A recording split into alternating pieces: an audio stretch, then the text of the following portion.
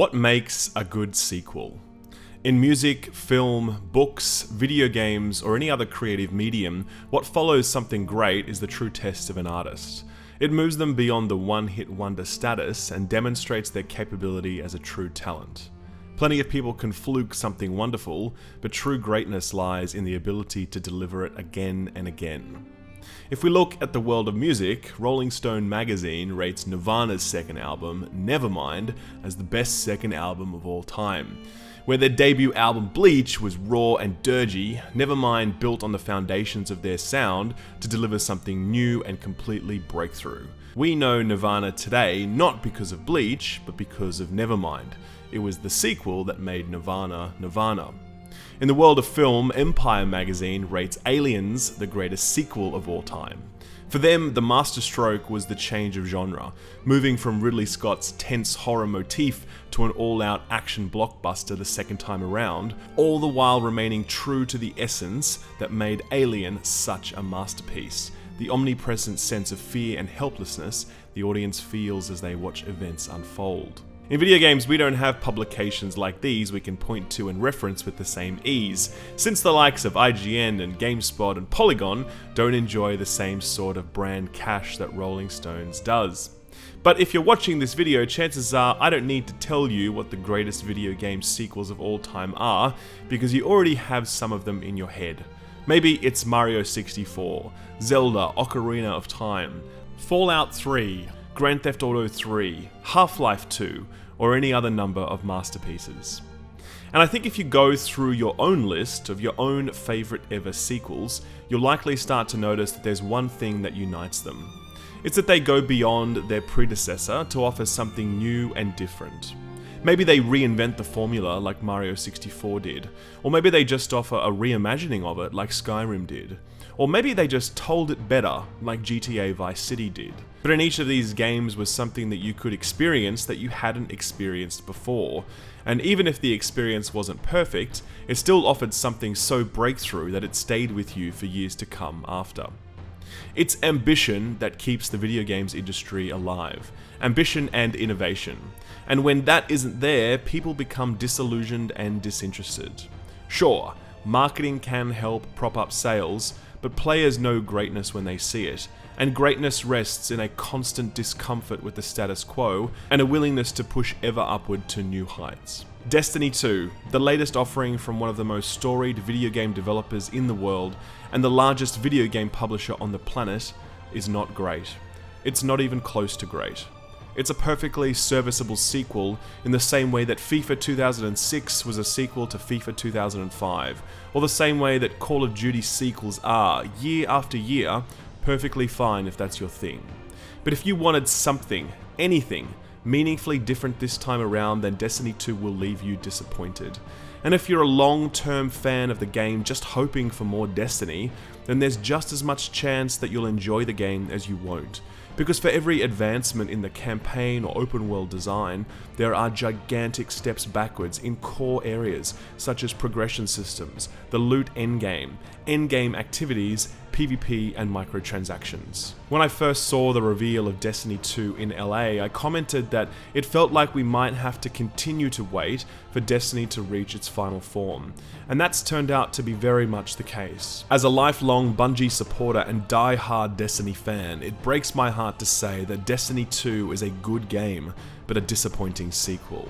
It's a game that I thoroughly enjoyed in the way that I've enjoyed all Destiny DLC to this point, but it left me absolutely certain that this is, as cynically foretold by Kotaku and YouTube comment section since its announcement, Destiny 1.5. There are great things to be said about this title, things worth celebrating, but there's a sobering truth behind all of it that's as much a commentary on modern day AAA games development and publishing as it is about the game itself. And today I want to say a few of those things. Ladies and gentlemen, I present to you my review of Destiny 2.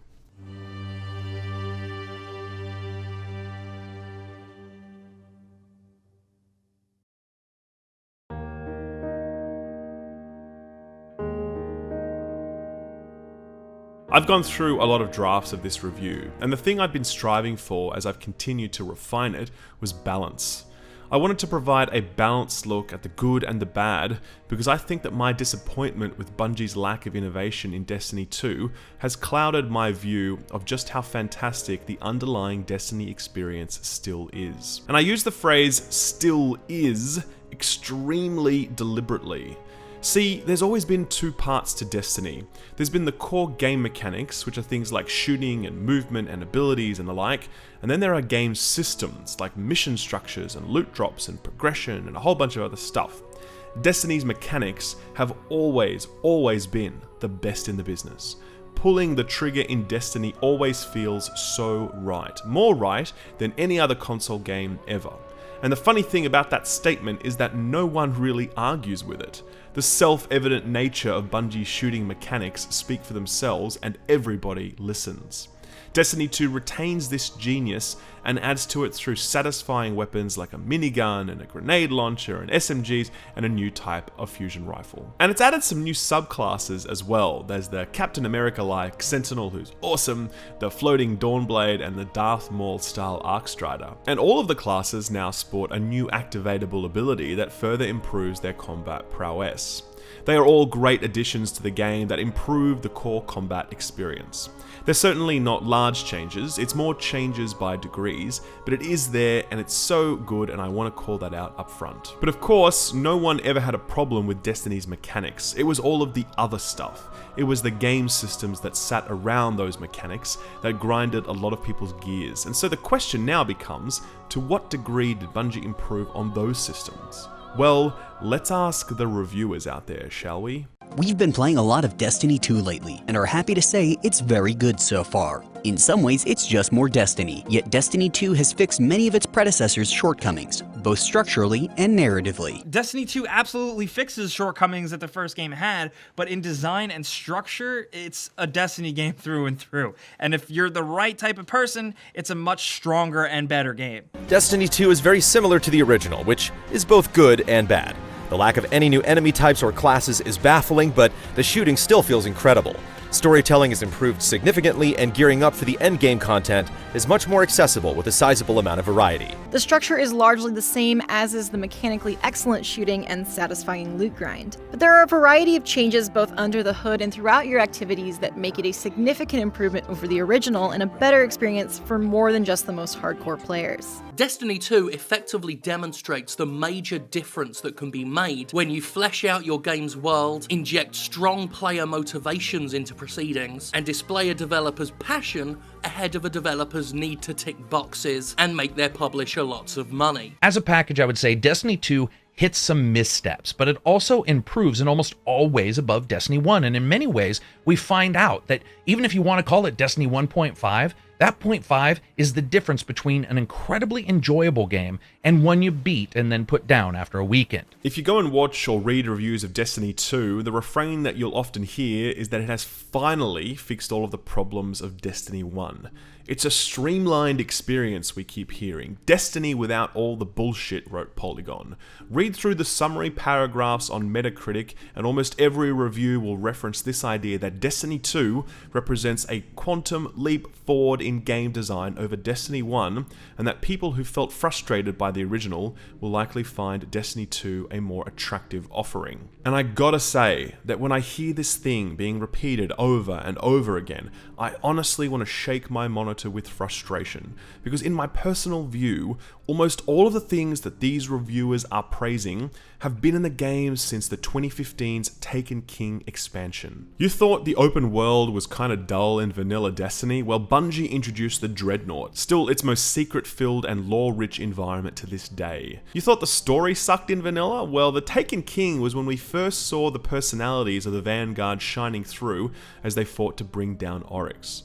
Oh, and if you'd like to learn more about his incredible story, Bungie wrote a small novella about him called The Book of Sorrows, which is still some of the smartest and most poetic video game lore I have ever come across. You thought the Crota raid lacked punch? Well, meet Kingsfall, one of the most spectacularly well-designed raids in video game history.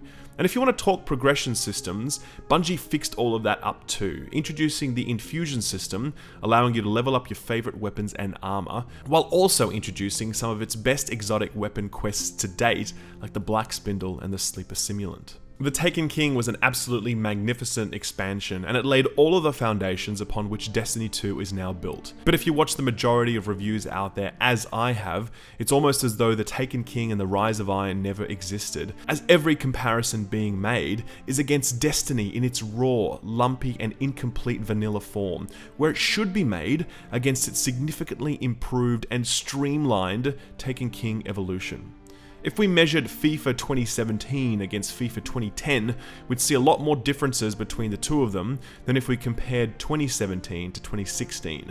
And I think that's what's happening here with the way the mainstream press is reviewing and comparing Destiny. I have to say that I'm very disappointed with the way that the mainstream press has approached the process of reviewing Destiny 2. I saw reviews for Destiny 2 come out from respected YouTube channels and gaming publications within the first 1 or 2 days of release. Some publications and YouTube channels waited significantly longer than that, but it was clear that the people who were doing the review didn't actually understand what Destiny was or hadn't played it since vanilla Destiny. There is a very specific reason I said when Destiny 2 released that I would not put out a review for this game until toward the end of September, because to truly understand what a game like this is, you need to play it for quite a while, you need to reach its endgame, and you need to understand how that endgame works. Sure, we can judge a game on its 10-hour campaign. Fine. But the reality is, people who saddle up for Destiny and spend that $60 are hoping to get a hell of a lot more than 10 hours from it. And unless you're actually reviewing what happens in that sort of 10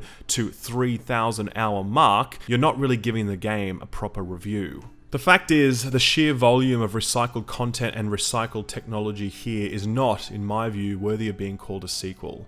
There are no new classes, and the new subclasses are often variations on existing classes, such as the Arcstrider replacing the Blade Dancing Hunter. There are no new enemy factions, and only 1 or 2 new enemy types added to the game. The majority of the weaponry I am firing is the same weaponry I have been firing for the past 3 years. And more than that, there are no new game systems that evolve and improve how it feels to play Destiny. No new endgame PvE or PvP content that offers long-term fans something they haven't seen before. When the Taken King arrived, it didn't fix what wasn't broken, but it fundamentally evolved and improved the Destiny experience. The Taken King was far more a sequel to Destiny than Destiny 2 could ever hope to be, and even today, we continue to live under the long shadow cast by that magnificent update.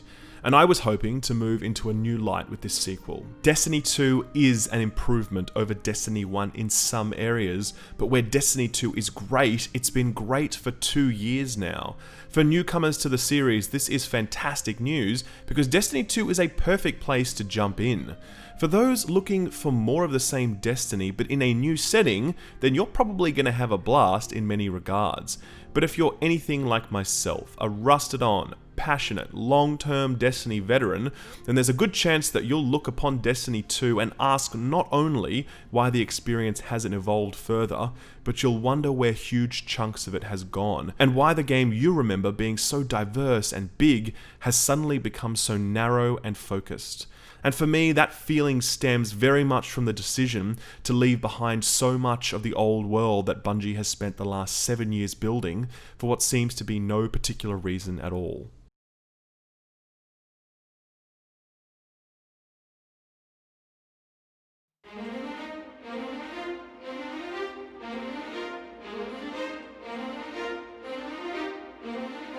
When Destiny was first announced, details leaked soon after about the ambitious $500 million budget and 10-year lifespan of the project. Destiny was presented to us as a long-term journey, with Bungie specifically saying that we'd keep our characters during that entire time, and that they'd continue to evolve over the course of that journey. Many reasonably assumed that this meant something similar to what it would in the context of a traditional MMO like World of Warcraft, where we get to keep all of our stuff along the way, and the world would continue to expand and become larger, but we'd soon learn that this wasn't the case at all. On March 3rd, 2017, Bungie revealed through its weekly update that we would in fact lose all of our stuff in Destiny 2. All of the gear we had earned, and even all of the microtransaction purchases we had made along the way for things like emotes. And to be honest, I didn't really care about all that stuff because I could think of little worse than using my Fatebringer for another 7 years straight. And having played World of Warcraft for some 10 years, I was very used to the idea that major content patches and releases would render all of my old gear obsolete, and that I'd have to begin the gear grind from scratch. But the reality is that Destiny 2 has traded away its scale for no discernible reason whatsoever. Where Destiny 1 had 20 strikes, Destiny 2 now has 6, or 5 if you're on the Xbox. Where Destiny 1 had 31 PvP maps, Destiny 2 now has 9. Destiny 1 had 3 major raids in the Prison of Elders, Destiny 2 now has 1 raid. Now you're probably thinking at this point, how can this guy be complaining about a lack of innovation while simultaneously be asking for Bungie to recycle its old content? But there's something to be said for a world that keeps getting bigger rather than shrinking periodically every few years.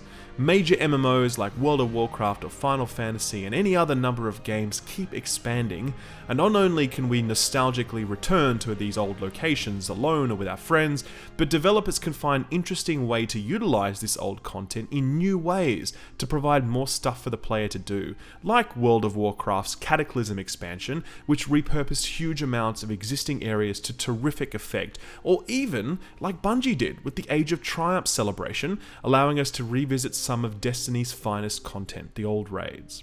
Now, I completely understand if people disagree with me on this point, because I can honestly see both sides of this discussion, but to me, Destiny 2 feels far, far smaller than the game we left behind, and there was just no reason why it should be this way, given how minor the changes to the core gameplay systems are. And I think that that is a missed opportunity because Destiny 2 is seriously lacking in endgame content.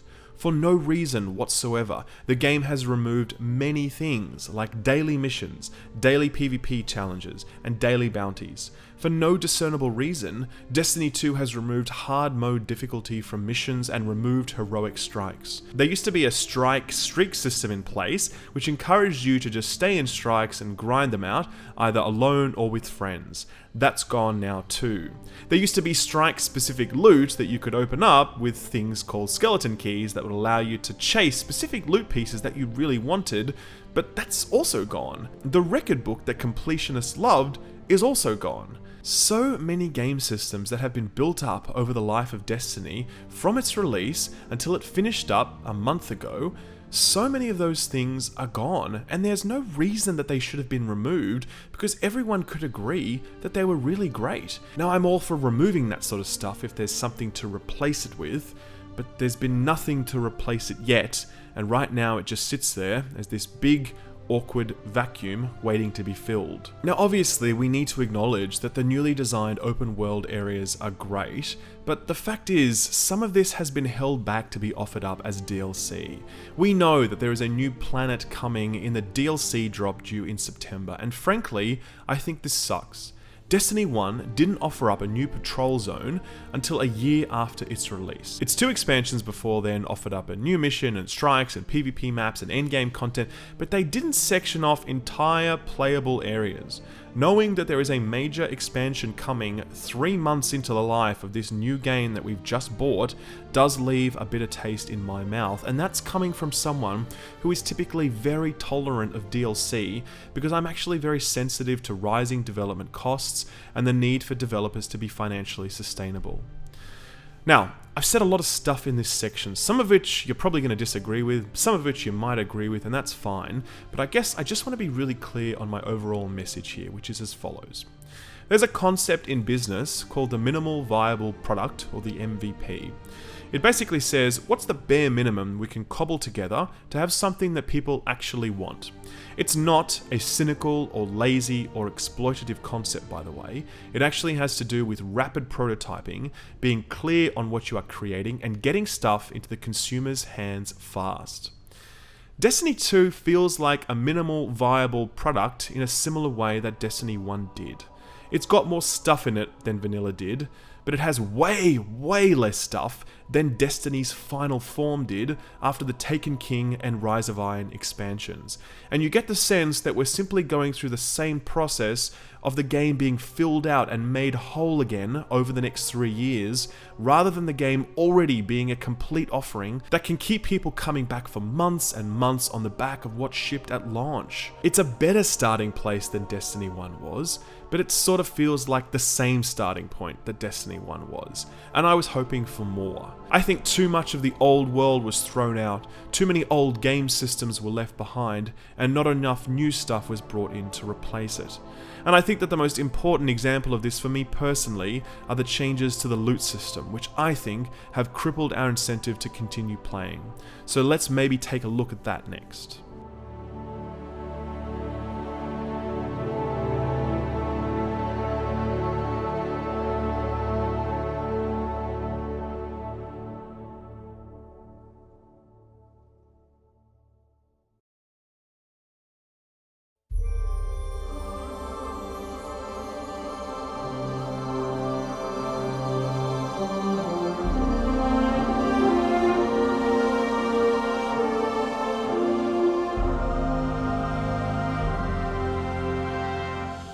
I think I just laid it on pretty thick with a fairly negative view of what I think about Destiny's size and scale and endgame offering, and I'm going to do something similar here now as I discuss the changes that Bungie have made to their loot game.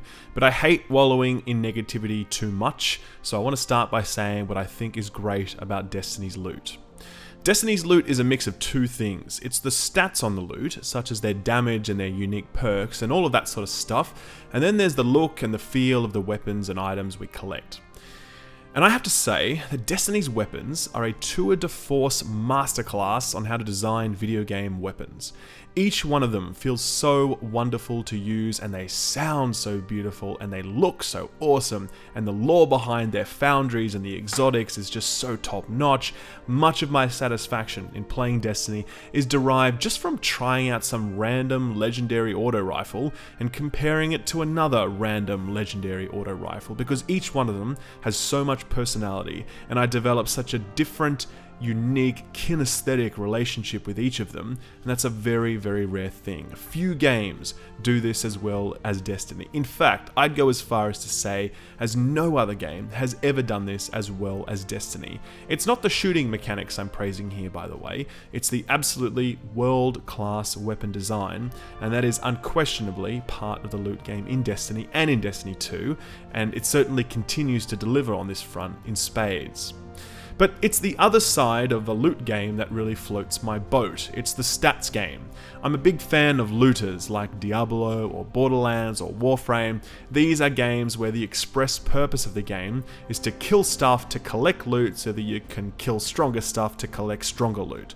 It's been like that forever, and it's not going to change anytime soon, because the formula stimulates something in our brains as our brains become more and more conditioned to respond to this gameplay loop. Some of you might be familiar with the terminology of a Skinner box, which is essentially a scientific experiment where rats can be trained to respond to stimulus in certain ways based on simple reward structures like food. In loot games, if we sign up to that style of play, we condition ourselves over time, and eventually we're willing to undergo inordinate amounts of stress and frustration in pursuit of the reward structure at the end of the tunnel, which in this case is loot. But humans are a little bit smarter than animals, and our brains are subject to another phenomena called the hedonic treadmill. What this means is that as we acquire or accomplish new things, we become happier temporarily, and then after a short time, we go back to being just as happy as we were before we acquired or accomplished that new thing. That's because we just sort of get used to it, and then we begin immediately our search for the next frontier in our happiness. Now, for those of you that haven't fallen asleep yet, you're probably wondering where I'm going with all of this. See, looters figured out a long time ago that you can't just rely on a Skinner box reward system when providing the same loots again and again and again because of the hedonic treadmill. If Diablo only offered me the same loot but at a higher level every time, I'd very quickly become aware that I'm trapped in a pretty pointless loop where my experience doesn't really change all that much because I'm a human and I'm smart enough to see that. So what looters did was that they offered an additional carrot in the form of build diversity.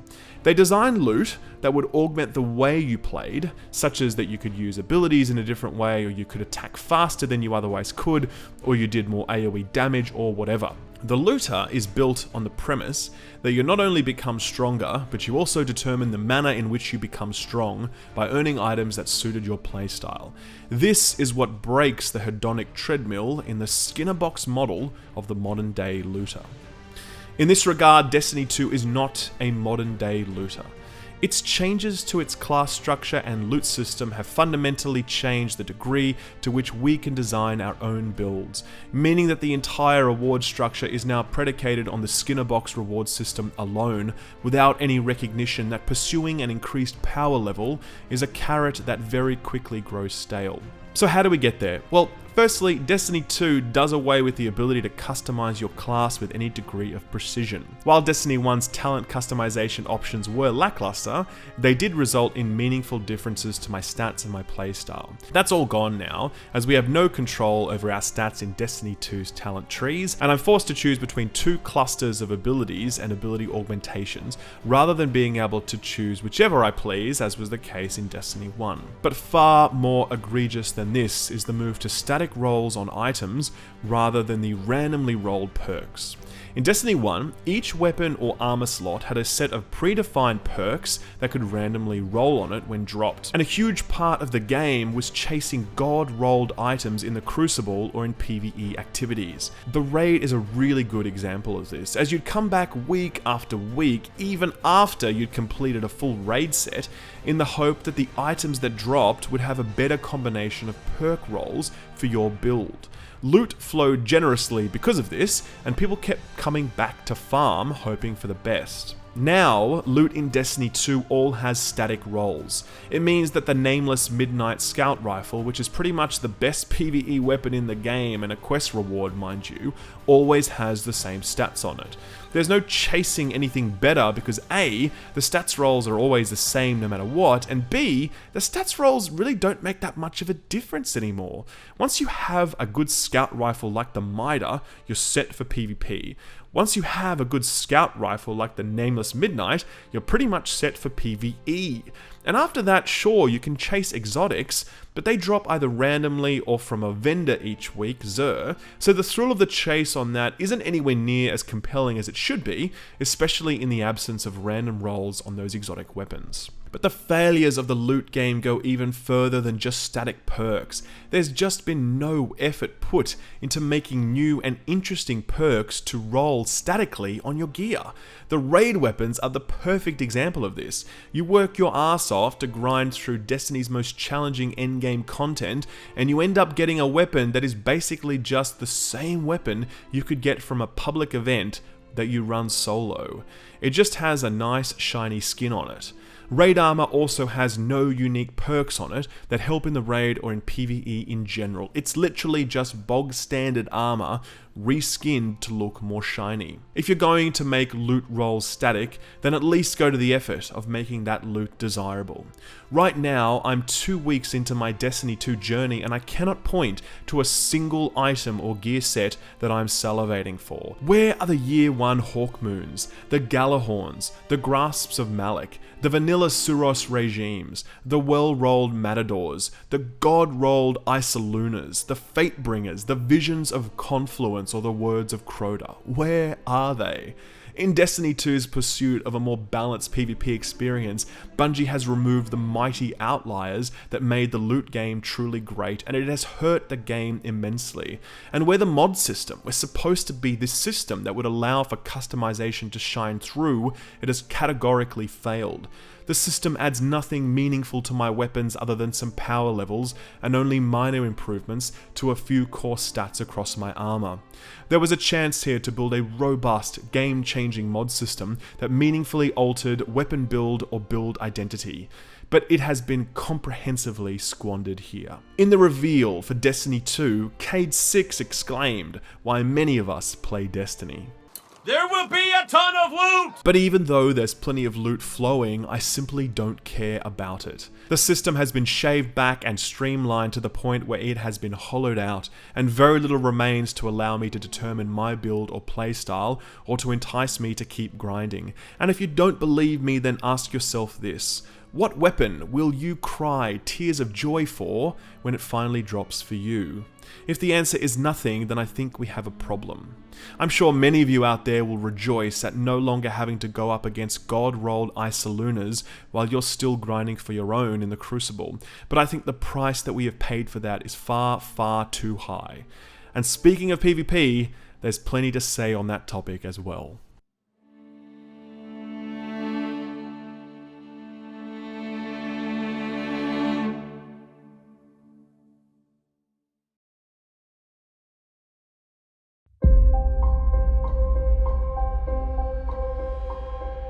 If you've watched my original Destiny review, you'd know that I have some pretty strong views on Halo's PvP, which is to say that I thought it was awesome.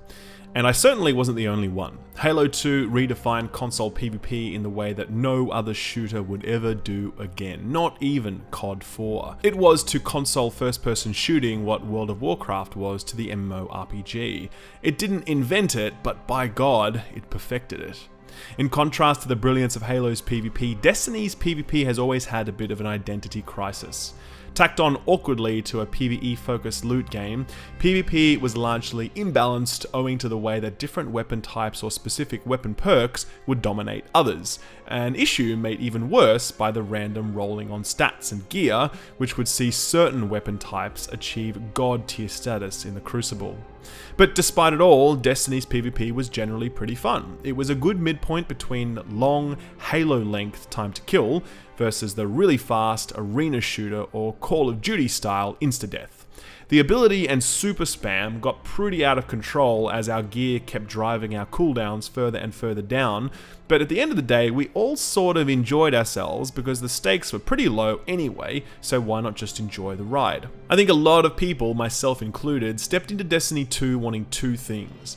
We wanted a more balanced and more competitive environment, one that actively separated out PvE and PvP gear to remove the frustrating nerfs that we constantly saw on PvE gear, while also introducing a competitive ranking system that gave highly skilled players something to work towards.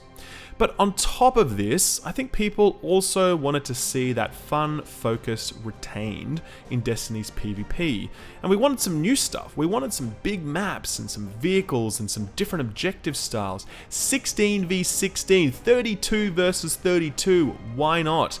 We wanted something that was new and innovative and would allow us just to blow off steam and just relax with friends in the same way that we do in PvE when we're mindlessly grinding strikes or world events. So, how did Bungie do? Well, on the competitive side, it must be said that Bungie has made huge improvements here. The game is unquestionably more competitive, there's no doubt about that. They've significantly increased time to kill, and that has had the result of making team shooting far more important, and that has then pushed people to group together a lot more, move together as a team. People are a lot more cautious about how they move and play, and there's a lot less YOLO McSwaggins running and gunning, and a lot more careful corner peeking and corridor shooting. You need to use your brain a lot more in Destiny 2's Crucible than ever before, and I think that's just great since we absolutely all wanted that. But there's been some very big trade-offs made to accomplish this objective. Longer time to kill and this team stacking meta has pushed people to almost exclusively use scout rifles, since they offer the best advantage for this cautious, long-range style of play we're now seeing. And since the Mida is a free exotic that pairs well with a certain SMG, granting bonus movement speed, that weapon combo is pretty much everywhere now.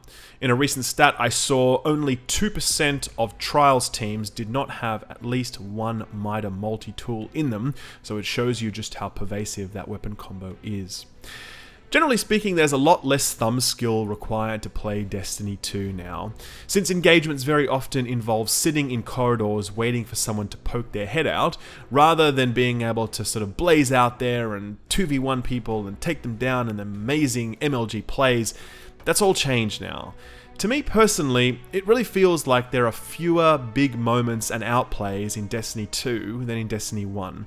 And I know a lot of people don't agree with this, but I think it's just way less fun. It's possible for a game to be fiercely competitive and tactical while also still being fun, but I don't think Destiny 2 has landed in the right place in this regard, though I'm fully aware that many people feel that PvP has never been in a better place, so we certainly have to acknowledge and respect that others have different views here. What I think everyone can agree on, however, is that Bungie have gutted our ability to choose how we PvP. The intense, hardcore, sweaty, team-stacked corridor shooting 4v4 is the only game size and game style in the game at this point, meaning that PvP isn't relaxing or chill, it's always full on. We definitely wanted a more competitive experience, for sure, but we didn't want the more carefree, fun Destiny PvP removed, and it certainly has been here. This is typified most notably with the changes to the PvP queues. See, in Destiny 1, we had a whole bunch of different game modes to choose from, and we could choose what we wanted to do. So if we wanted to do Team Deathmatch, Clash, or Free-for-All Rumble, or Capture the Flag Rift, or Capture the Point Control, we could. We could just queue for that, right? No problem. And if we wanted something more intense and competitive, we could queue for something like Salvage or Elimination to get us ready for Trials of Osiris over the weekend. But in Destiny 2, you only have a choice of 2 queues. You've got Quick Play, which drops you in Team Deathmatch or Supremacy, which is essentially just kill confirmed, and a lot of people seem to hate this game mode, and the Competitive queue, which has the Counter-Strike style plant and defuse the bomb, and there's also another game mode called the Survival game mode, which is just... man, it's a total train wreck of a game mode, where your team has a set number of lives and has to win a best of 5 series of matches that can literally go on for 30 minutes or more. Now, the quick play queue isn't really meeting a lot of people's objectives because it isn't providing the fun, casual PvP that a lot of people are chasing, but the competitive queue is an unmitigated disaster. More often than not, people will just simply leave matches when they start to lose, and games are reduced to long, drawn-out 4v1 stomps. The matchmaking algorithm is not matching people with the right skill, and the fact that there is no penalty for leaving just sees matches end up empty more often than not. But the weird thing about the competitive queue is that it's just there. There's no reason to do it. I mean, it doesn't offer any rewards over the normal quick play queue. There's no better weapons or armor. There's no special cosmetics, no ranks. It's just sitting there with a different label on it, competitive. And I feel that this was the space where Bungie could have offered a real carrot to competitively minded PvPers to do their thing and pursue some goals outside of the weekend Trials of the Nine. And Bungie did not go down this path. Oh, and remember how we finally got custom games in the Rise of Iron expansion after 2 years of begging for them? Yeah, we don't have those anymore. They're gone. For no reason whatsoever and with no explanation, and we have no idea when they're coming back, if ever. So yeah. Sadly, the whole implementation of PvP in Destiny 2 has been botched. In the pursuit of a more competitive PvP style, Bungie has forgotten that a lot of people also just want a PvP for fun. The static corridor-style shooting may appeal to some, but to me it feels like the wrong style of play to be promoting, and the removal of more than half of the PvP game modes and no ability to choose which game mode we queue for means that we typically feel that Destiny 2 is asking us to PvP on its terms rather than on our own. Destiny 1 PvP was far from perfect, but at least I could choose how imperfect it was. Now, I typically choose not to play it at all, and I think that's a real shame. A sequel should build on the foundations of what made the previous game great, but here the PvP game honestly feels like we are back at square one, and it will take months or even years for Bungie to evolve the experience to what it needs to be. And much like vanilla, I fear that many people will not stick around for that evolution.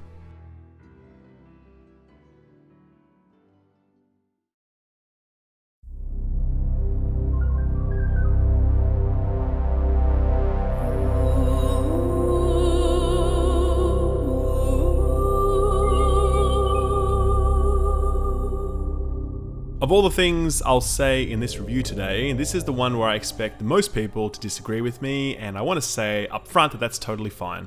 And I very much respect different points of view on this matter because a lot of what I'm about to say comes down to personal taste rather than to objective facts, like, hey, there are no more heroic strikes now. I think the Leviathan raid is the worst raid that Bungie have produced to date, mechanically, thematically, in its reward structure, and in the context of what this raid needed to be for a player base with millions of players who have never had the incredible experience of doing a Destiny raid. So what do I mean, and why do I think this? Well, let's talk theme first. When the news of the Leviathan raid first leaked, I was unbelievably hyped for it. I mean, think about it. We've raided vaults and fortresses, but now we can raid a space station that can literally devour entire planets. How awesome is that, right? Only, it didn't turn out to be quite like that. We weren't really raiding this giant space worm thing. We were in fact raiding this gilded palace of an emperor. Where was the room where I got to see the planets being digested? Where were the shattered worlds being slowly broken down? Where was the aftermath of the digesting process? Where was the furnace master boss who oversaw the operation? Or the engineer boss who built this damn thing? Where was any connection whatsoever to the idea that this was some planet-eating machine? If it was there, I certainly didn't see it. And yes, I did go into the underbelly of the raid and explore all of the stuff. Running around that felt no different than running around in the Wrath of the Machine raid, only it was less visually impressive. I think the theme was a wasted opportunity, and even now I hope that they add the belly of the Leviathan as a playable area at some point, because throwing away a concept as awesome as that would be an absolute tragedy. But more than the setting, there's a much bigger problem relating to the core mechanics underpinning the encounters and how fun they are to play, or how welcoming they are to new players who've never raided before. See, if there's one thing that everyone can agree on, it's that Destiny's raids are the best content that Destiny has to offer. The Vault of Glass will be forever remembered as a breakthrough moment in console gaming, and while Crota's End wasn't all that crash hot, Bungie quickly followed up with the King's Fall raid, which was just incredible. The fusion of the lore and the settings and the bosses and the loot and the thrusting penis wall, all of it was just amazing. And even the Wrath of the Machine, by the way, was a very solid raid with some wonderfully memorable encounters. So all of this content existed in this way, and it was just the best, and yet only 15% of players ever finished Destiny's Vault of Glass, which means that a significantly smaller percentage of the player base ever went on to complete subsequent raids. Due to a lack of matchmaking, time commitments, the required gear grind, and the inherent complexities of the raid, the overwhelming majority of players never ever got the chance to experience them at all. So here's what I think. I think it would have been great to introduce a raid that was actually pretty easy to do on its normal difficulty. An experience that would welcome new players and break them in gently to the experience of raiding, such that they get to see how awesome it is, and hopefully they can then stick around and help the community grow. I absolutely want a hard mode of that raid that is punishingly difficult, challenging, really hardcore players, and has the sort of rewards that hardcore players want. Best in slot stuff that could only be obtained in that space. Because I think that hardcore players should be challenged and rewarded for their commitment, but on top of that, I feel that a nice, easy raid would have made for a really awesome, welcoming starting point for new players as they begin their Destiny 2 journey. So what did we get? We got 4 encounters. One of them is basically killing trash mobs on rotation, 2 of which involve highly convoluted communication-based puzzles that are less enjoyable than they are tests of patience on the part of your fire team members, and 1 actual boss who admittedly is actually a really good, well-constructed, interesting fight. But it's really the 2 middle encounters, the Pleasure Gardens and the Gauntlet, that baffle me, because these encounters are just so far removed from the core gameplay loop which makes Destiny great. Shooting things. They don't test your build, your proficiency with your weapon, your ability to stack supers or buffs, or whatever. They are literally just jumping through hoops. It's an artificially inflated sense of challenge because it relies on breakdowns in communication with your fire team, such as someone shooting the top button instead of shooting the bottom button, rather than shortcomings in the mechanical skill or build readiness of your fire team. Now, to be clear, I'm not saying these encounters are hard. On the contrary, this raid is actually pretty easy and you can knock it over pretty fast.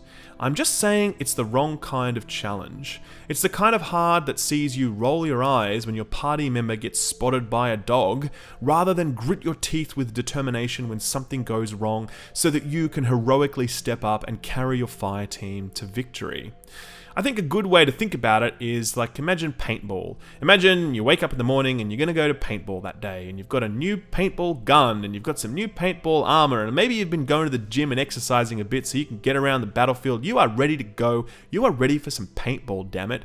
And then you go out to the paintball field, you drive 4 hours and you get there, and then as soon as you arrive, you're asked to do this.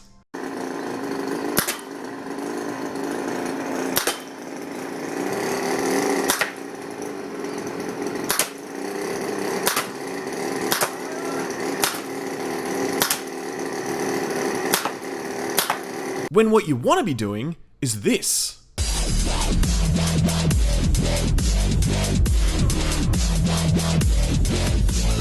The best kind of raid encounters I've ever done are rooted in both core game mechanics and strong team cooperation.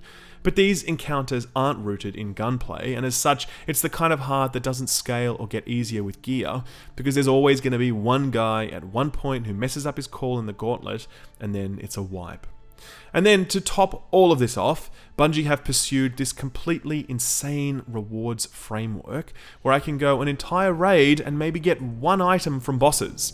And then I have to go downstairs in the underbelly of the raid to explore it, in inverted commas, which really sort of stops being exploration after the first time you do it, and it starts becoming more of what you don't enjoy, which is running around, getting lost, opening up a map on YouTube, and then failing to blow up at sentries. And if you make it through all of that, you don't actually get any more raid loot, by the way. All you get is some lousy tokens, which can then be traded in to a sweeper bot at the tower, who can then give you some loot. To this point, I've received more loot from this guy, a sweeper robot, than I have from the bosses in the raid. And I don't know about you guys, but I personally prefer my loot to drop from bosses rather than from shopping in the tower. And that's completely putting aside the issue I mentioned earlier, where the loot isn't even that attractive because it's literally just reskins of loot you could have got from doing public events, albeit at higher light levels. And the thing that drives me craziest is that they have these chests that just exist for no reason. There's just chests that have nothing in them. Why would you give me a chest if it's purposefully never going to have any contents? That's just trying to trigger me. Please, Bungie, stop giving me empty chests. I spent 30 years of my life understanding in video games that a chest equals stuff. I'm not interested in redefining what a chest means at this point in my life. I know a lot of this comes off as very salty, and maybe you're thinking, hey, maybe you just don't like raiding skill up. But I have been hardcore progression raiding for over 15 years across various games, and I have done all of Bungie's raids, and I have loved pretty much all of them. Crota's wasn't that crash hot. I've done all of the hard modes, I've farmed them to max light across the board, and I gotta tell you, I'm not up for what the Leviathan is offering me, and from speaking to many other people, they aren't either. The unwelcoming style of difficulty for new players, the frustrating nature of that difficulty, and the abysmal reward structure marks a low point, and I truly hope that Bungie delivers something vastly different when the next raid rolls around.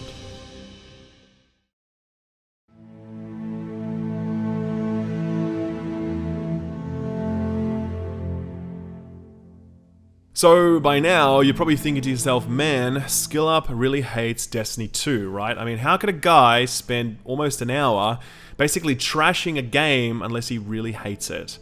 But here's the thing, I actually like Destiny 2 because I love Destiny. Its mechanics, its world, its characters, the social aspect, the community, all of it retains the same charm as it did in the previous iteration. If you haven't done so yet and you've never heard me speak about Destiny, I really encourage you to go back and watch my original review of Destiny. It's called The Final Review, and it basically is a review of Destiny after all of its expansions. That's a video that shows you how much I love what Destiny is, where I know this video makes it sound like I'm just some hater on the internet just looking for clicks, right? So why would I spend so much time trashing this game in the way that I have? Well, for me, I've always viewed Destiny and Bungie as a little like a champion prizefighter. See, when a true champion steps out of the ring after they've lost a fight, they don't want to hear 50 minutes of praise telling them what they did right. They want to hear every little detail about what they got wrong so they can fix it, so they can climb back in the ring as soon as possible and win the next fight. Prize fighters aren't 6-year-olds, and their coaches don't praise them for lacing up their gloves properly or making it into the ring without tripping over. If they're champions, or they want to be a champion, then their coaches will assess them against the harshest criteria because it's the exacting pursuit of the highest standards that leads to greatness and what makes a champion a champion. Today, this review was my contribution to the process of introspection that I hope Bungie will go through over the next few years of this game's life. You'll notice I didn't spend a huge amount of time talking about things like having a story or having an open world with stuff to do, because to me that stuff was actually pretty basic, and talking about how great it is would be the equivalent of praising a boxer for lacing up his gloves. We expect that stuff. It's the bare minimum in 2017. I assess these components against the greatest that the industry has offered up. The story of Halo and The Witcher, the open world design of Zelda, the progression and customization of Warframe, the gigantic, tremendous scale of World of Warcraft, the competitive tension of Rainbow Six Siege or CSGO. And on these fronts, Destiny 2 is just fine. And I think any effort to present it as more than fine is disingenuous. Destiny 2 is a good game, but it is a worse game than Destiny 1. And yet, I will be sticking with it. See, I don't follow sport, it's not my thing. But most of you out there probably do follow some sort of sport, and you probably have a team that's your team, and you back them no matter what. Maybe one day they have a terrible... For me, Destiny is my sport, or one of them, and Bungie is one of my teams. I'm disappointed by Destiny 2. I think it was an exercise in marketing more than an exercise in evolution. Its horizons are more limited than even those set by expansions or updates in other games like World of Warcraft or Path of Exile or Warframe. Its story and characterization had none of the inherent intelligence and wisdom and poetry that the broader game lore possesses, and the streamlining of so many parts of Destiny 2 has dumbed down the game and hollowed out some of Destiny's best experiences. But Destiny 2 is a game I will continue to stand by because I know that Bungie will make it better. I know a lot of you are going to want me to take a stand against Bungie and Activision and fight the corporate greed and blah blah blah, but seriously, I hate this bullshit. Bungie and Activision aren't evil corporations that we should hate. They aren't poisoning water supplies. They aren't saying that smoking doesn't cause cancer. They aren't inflating pharmaceutical prices in third world countries or whatever. They're just making video games while trying to make a decent profit while doing it. And like any other company, they're going to get greedy sometimes, or they're going to get lazy sometimes, or they'll just make a bad call sometimes and get something wrong. But unlike a lot of other developers, I think they have the humility to listen and the technical competence to improve. Unquestionably, the Destiny 2 I review in 3 or 4 years' time, on the eve of Destiny 3, will be worlds better than the Destiny 2 we have today. And while it's frustrating that this process is slow and expensive, it's the price I'm willing to pay for loving Destiny as much as I do. Whether or not you choose to stick around for that journey is entirely up to you. But if the evolution of Destiny 1 is anything to go by, then I expect a very bright future for Destiny 2.